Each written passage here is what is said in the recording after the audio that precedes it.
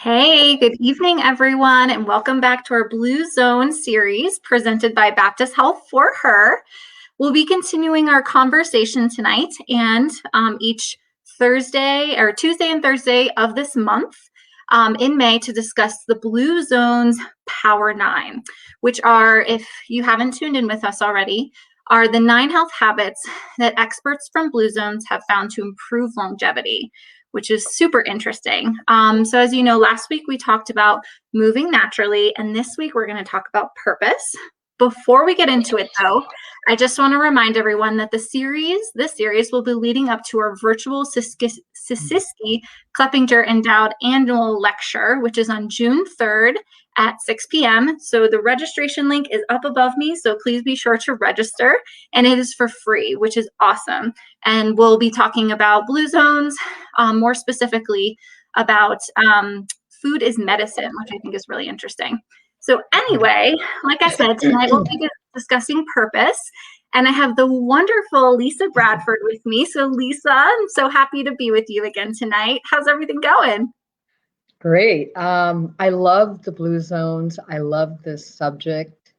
It's just, I don't know. I want to learn more about it, and that's why I am watching the series. And I'm a part of the club now. I'm with the Blue Zone, so I'm excited. Awesome. Well, I'm so happy to have you here with me and to be discussing this more, I think, deeper topic, which is I'm looking forward to. So let's go ahead and get right into it, Lisa. So could you tell us about purpose and why is it so important? Well, Jean, with research, they're finding out that purpose can actually add 7 years onto your life. And it's simple. It's why do we wake up in the morning?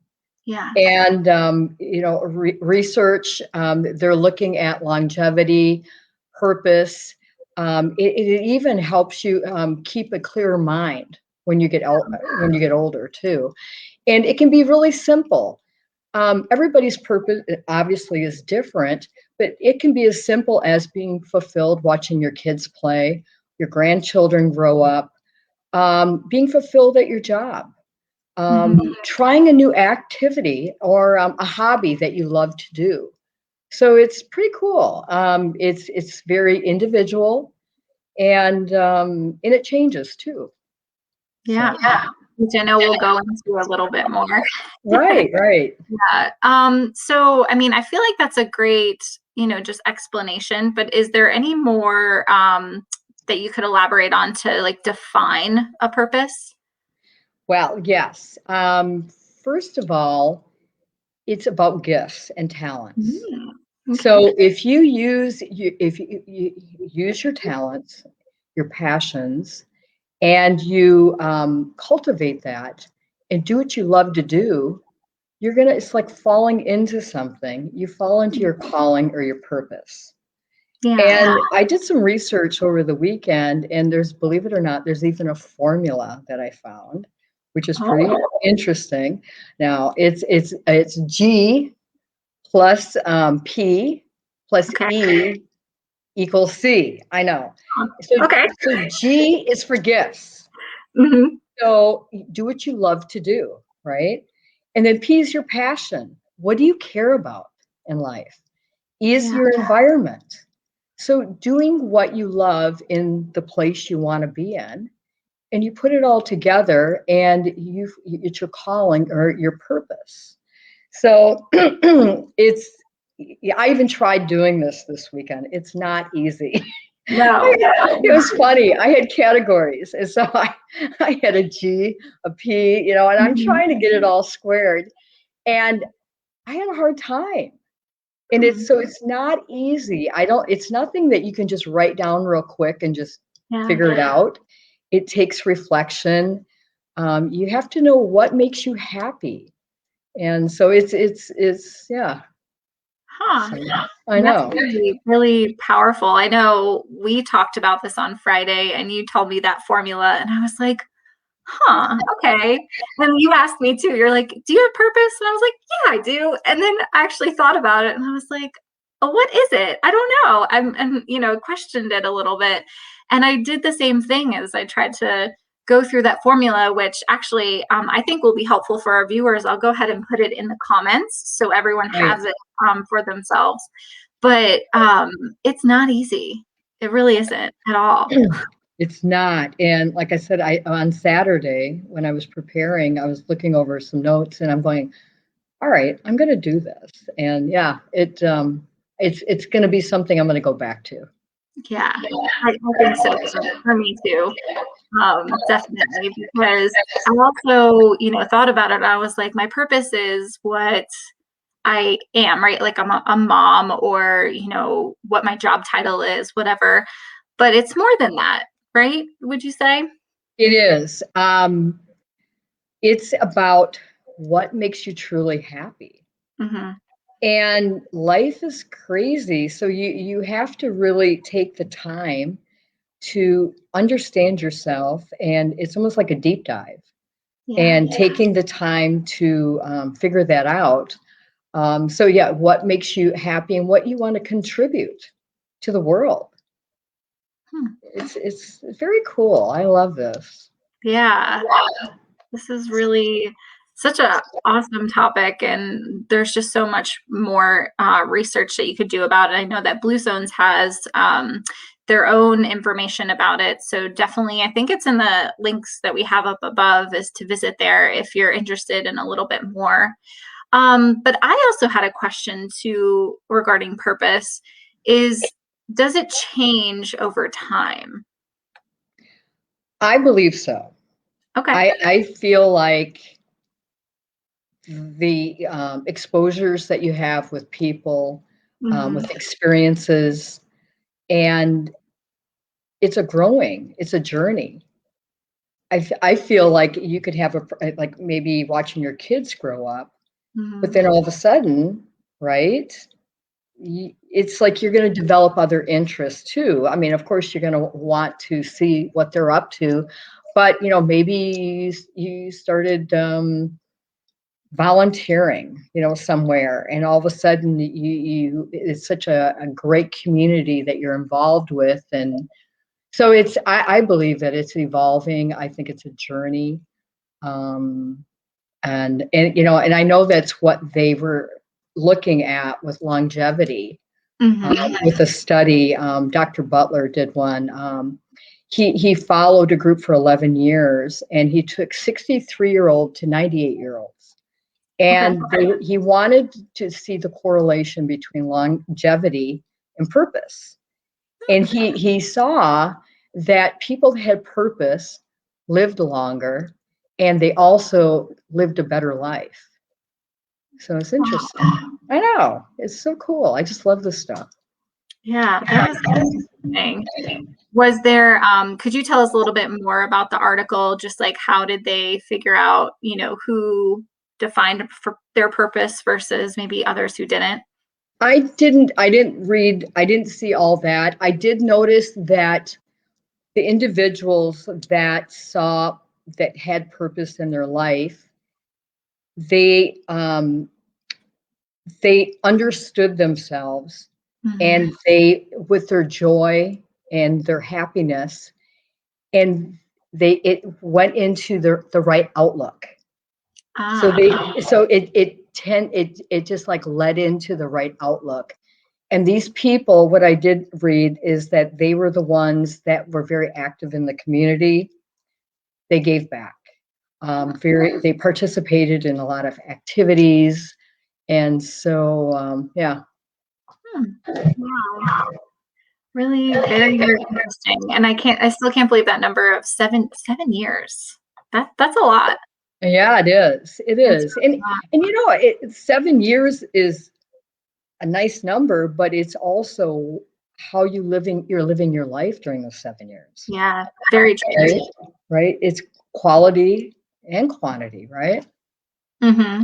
Yeah, absolutely. And I'm just curious for any of our viewers tuning in, if you took a stab at this formula at all. Did you find it difficult? Did you find it easy, or do you know your purpose? I'm just curious, but go ahead, and if you want to share, put it in the comments, but we would love to hear from you on that.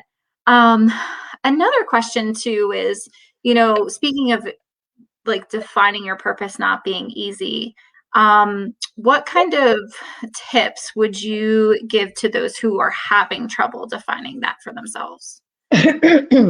What I would start with first is like doing a internal inventory, getting to know yourself, digging deep, learning your standards, your principles, your morals, just kind of doing a deep dive on that. And, starting off with a blank piece of paper and a pen, or if you're more tech, where you want your laptop or your phone. Mhm. And that's what I actually did on Saturday. I got a piece of paper out. But I think if you can start out that way, and as these thoughts start coming to you, it's difficult because it's random. It's okay. But if you touch upon something that actually means something to you, you almost get like fired up about it. Like, yes, it's Yeah. almost like that fire starts up. And so I think, addressing what truly makes you happy. And again, just, wanting to make an imprint on your life and in the world. So, and when you do think about this, you can also think about your strengths. What am I good at? What are my gifts? And, we all have valuable gifts to offer to ourselves, but then to also to others.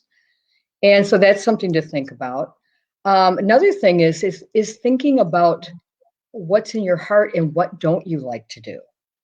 Getting rid of that.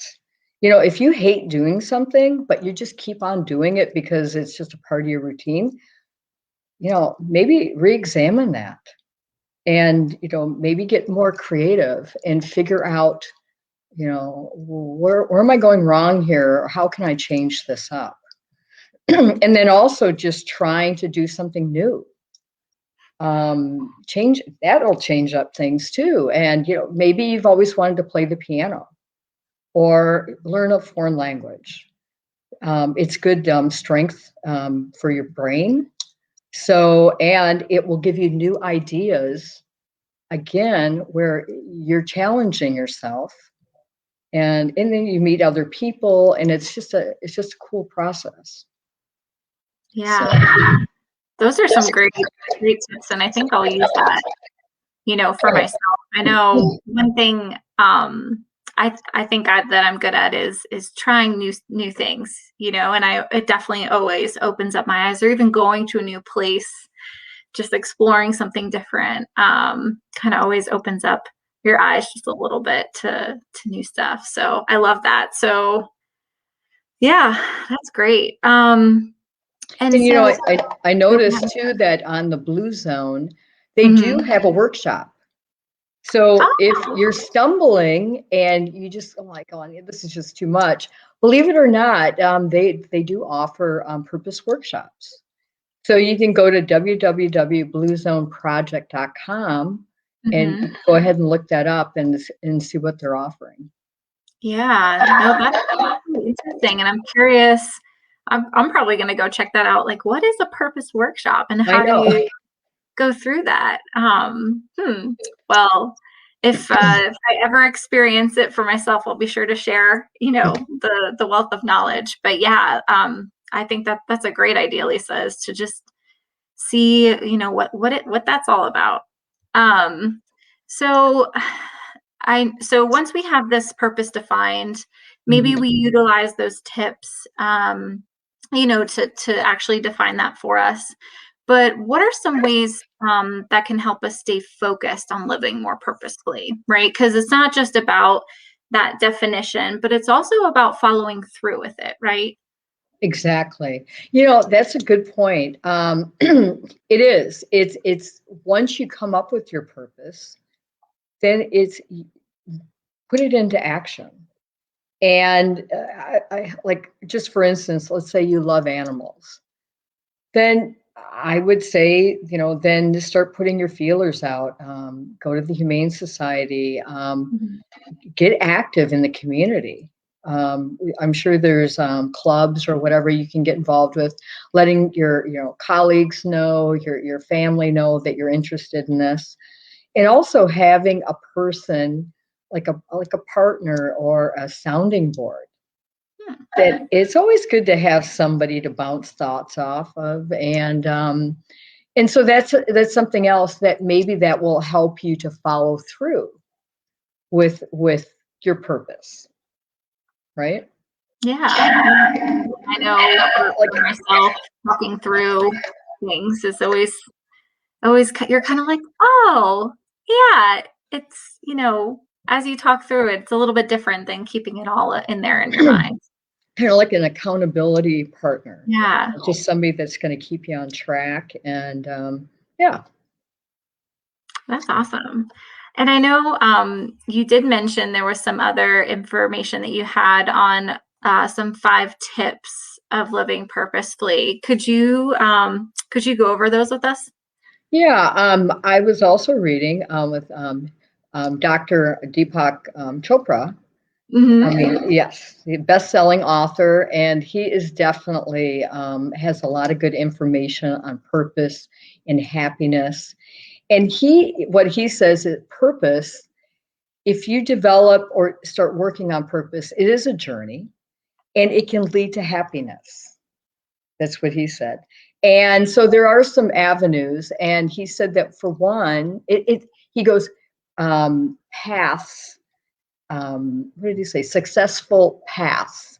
So this is something that's going to lead you in that direction. And he also said there's no magic bullet. It's kind of, this is something that is going to take time, and it's a journey. So first of all, he said about purpose at work. He Hmm. goes, find a job if you can that where you can use your gifts and your passions there. And also think about it. Like, I know that there's some jobs that maybe it's not exactly everything that you love to do, but think about being accomplished. You're accomplishing something, and you should be proud of yourself. So that's what he said. And then you can also, this is going to help other people at your job. So don't think it's always about yourself. So you're a team player. Well, and just to pause there, and not to call you out, Lisa, but I know like every time we talk, you're always like, I love my job. I love what I do. So I I do. feel like you are such a prime example of that. And I would say I love my job too, but I just can feel the passion from you. And I can feel that you get that sense of accomplishment from what you do, which is amazing. I do. Yeah, I still can't believe that I'm doing what I love to do. But then I think back on my other jobs as a nurse, and I loved them too. Hmm. And I would not be the person I am today if I didn't have those experiences Yeah. with my patients. So I feel very fortunate. Yeah. And that every day's journey, right, Right. is bringing to you where you are. That's awesome. Anyway, I know you still have some other tips to share with us, but So it's other things. I'm like focusing on the good stuff. Mhm. Life is, there's frustrations, but it's thinking about what's your happy place. Yeah. If it's about that cup of coffee in the morning, or watching your kids play on the playground, talking to your best friend at night before you go to bed, whatever, Mhm. think of it that way. And it's also, so another point is, he said that following through with your bliss list. So Huh. we all have things that we enjoy. And so, like, as far as, let's say, reading, we don't have time to read, or I don't have time to read. Mhm. I need to actually be better at my time management. And so maybe 3 to 4 times a week for 30 minutes, I just need to do this because I enjoy reading. but it just nenever happens. So anyway, so that's one of it too. I like that. I know. Sorry, but with the bliss list, because I mean, it's getting that fulfillment, right, of what you like to do, and that's part of self-care, I feel like. Exactly. Yeah. Anyway. And finding your flow. Mhm. If you like being outside, maximize that. It's your happy place. So you can go biking, you can go walking with your family. Think about it. You could go walking on the beach. So it's doing that kind of thing. Communicating with old friends and new friends. Keeping the communication, your social network going.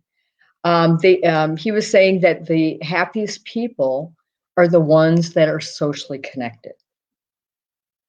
So, and he even said long-term friends, that maybe somebody that you have not been in touch with in a long time, contact them. So, calling that friend you haven't talked to in 20 years is huge. So Yeah. I have to say, I did that recently with some friends from high school that I just lost, touch with from moving and all of that. But, it was really nice to reconnect and kind of remember, share those happy memories, and you get laughs out of it, right? Don't they say that laughing makes you live longer? Exactly. Yeah.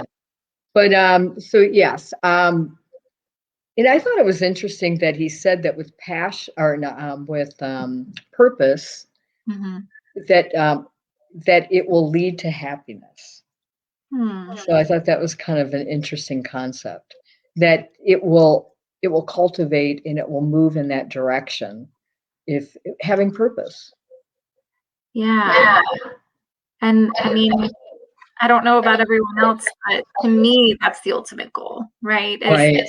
happiness. And I love that it's not just that simply be happy. There are things you have to do to cultivate that. Right. Wow, that's really powerful message. And speaking of that, looks like we have some viewers that just said hello to us. So Carmen said yes. Carmen, I'm not sure what you said yes to, but I'm agreeing with everything Lisa's saying tonight too. And looks like Renee, she said, Lisa, you rock, and such amazing information, which So I funny. agree. She's And my best Emily friend. tuned in with us too, and she said hey to us both. So thank you all for watching tonight. Well, Lisa, I mean, I have gotten so much from this conversation, just purpose and a lot to think about, and a lot of homework, I think, for myself to do. But what is the main thing that you would leave our viewers with today in talking about purpose? Purpose, it sounds like a lot of work, Mm-hmm. but I promise you, if you give it the time to really do a deep dive on yourself, it will be so well worth it. It will be a stress reliever. You'll be happier. And what was it? The different cultures with the Blue Zone.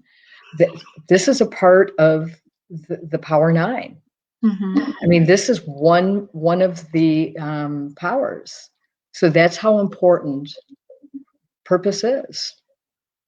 Yeah, so focus on this is definitely not time wasted. Right. Yeah, that's awesome. Well, Lisa, as I said, I've so enjoyed talking with you tonight about this, and like I said, have a lot to think about going forward. But just as our conversation comes to a close, just want to thank you so much for your time tonight, and joining me and our viewers who are able to join with us today. And just a couple of things, reminders before we close out. Be sure to register for our Siskiski-Kleppinger Endowed annual lecture on food as medicine, which is talking more about blue zones on June 3rd. I get the times and the dates mixed up. June 3rd at 6 p.m. It's virtual and for free, so you could just register at the link above us. Also, be sure to like the For Her page and turn on your notifications so you know when we go live, which will be every Tuesday and Thursday at 8 p.m. And my colleague Diana Rosito, who was with me for the first talk that we had, she's actually going to be with you all this Thursday with our own Dr. James talking about downshift, which I think is an interesting one. So I hope you all can join us, but I want to thank you again, Lisa, for joining me and for everybody for tuning in, and I hope you all have a great evening. All right. Bye. Bye.